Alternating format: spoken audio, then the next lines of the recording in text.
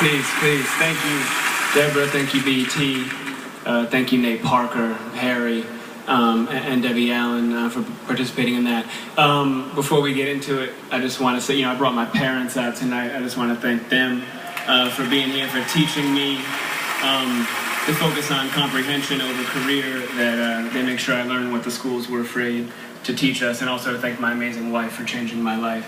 Now, this award, this is not for me. This is for the real organizers all over the country, the activists, the civil rights attorneys, the struggling parents, the families, the teachers, the students that are realizing that a system built to divide and impoverish and destroy us cannot stand if we do. All right?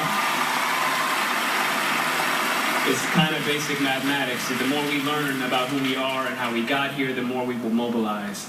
Now, this is also in particular for the black women, in particular, who have spent their lifetimes dedicated to nurturing everyone before themselves.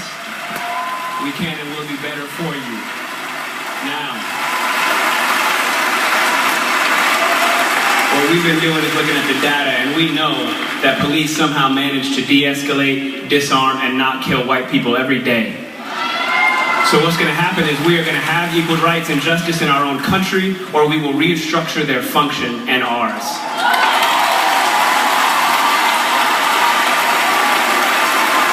Now,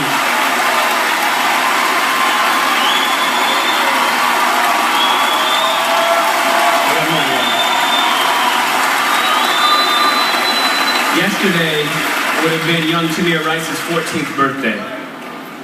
So I don't want to hear any more about how far we've come when paid public servants can pull a drive-by on a 12-year-old playing alone in a park in broad daylight, killing him on television and then going home to make a sandwich. Tell Rakia Boyd how it's so much better to live in 2012 than it is to live in 1612 or 1712. Tell that to Eric Garner. Tell that to Sandra Bland. Tell that to Dorian Hunt. Now the thing is, though, all of us in here getting money, that alone isn't going to stop this. All right? Now, dedicating our lives to getting money just to give it right back for someone's brand on our body, when we spent centuries praying with brands on our bodies, and now we pray to get paid for brands on our bodies. There has been no war that we have not fought and died on the front lines of. There has been no job we haven't done. There's no tax they haven't levied against us, and we've paid all of them. But freedom is somehow always conditional here. You're free, they keep telling us. But she would have been alive if she hadn't acted so free. Now, freedom is always coming in the hereafter. But, you know what though, the hereafter is a hustle. We want it now. And let's get a couple things straight, just a little side note. The burden of the brutalized is not to comfort the bystander.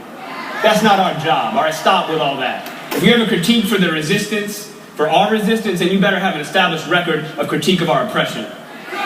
If you have no interest in equal rights for black people, then do not make suggestions to those who do. Sit down.